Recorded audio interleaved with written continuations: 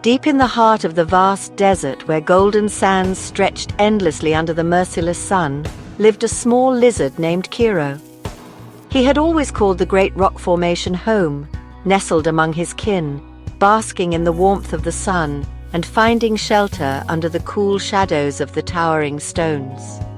One fateful morning, the peace of the colony was shattered. A great drought had come, and with it scarcity. The elders of the colony, fearing for their survival, decided that the weakest must leave. Kiro, being small and frail, was chosen. "You are not strong enough to stay," the elder hissed. "Leave, or we all suffer." Kiro's heart pounded. He looked at his brothers, his friends, hoping someone would speak for him, but silence was his only answer. With a heavy heart, he turned away, stepping into the unknown, into exile. The desert was unforgiving. The sun scorched his scales, and the cold nights pierced his soul. Days turned into weeks, and hunger gnawed at him like a relentless beast. His legs grew weaker, his vision blurred, and the once vibrant spark in his eyes began to fade. He collapsed in the dunes, breath shallow, heart slowing. "Is this how it ends?" he thought. His body was giving up, but somewhere deep inside, his spirit clung to one last ember of hope. Just as darkness was about to claim him, he felt a shadow fall upon him, a gentle touch.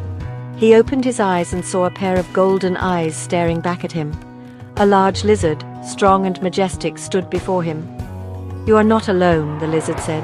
"Come, I will show you a world beyond the cruelty of your past." With the last ounce of his strength, Kiro followed. Through the endless sands, beyond the dunes, they reached something he had never imagined, an oasis. Lush greenery, crystal clear water, a paradise hidden from the harsh desert. Kiro grew stronger. The pain of exile became the fire of survival.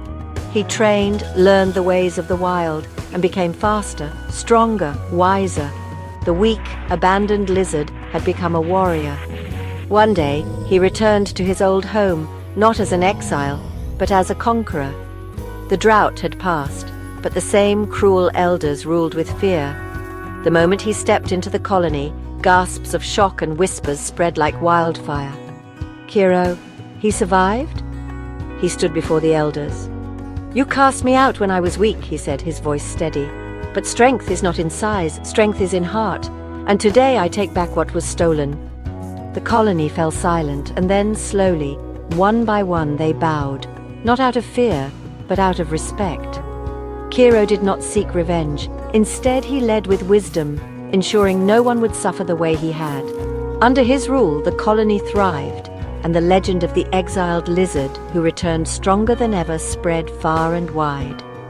And on the quiet nights when the wind howled through the desert, travelers swore they could hear a whisper in the air, a reminder of the lizard who defied fate, who turned exile into destiny, and who rose from the ashes of despair into greatness. To be continued. Will Kiro's rule be challenged? Will the ghosts of his past return? What new dangers await him in the desert? Let us know if you want part 2.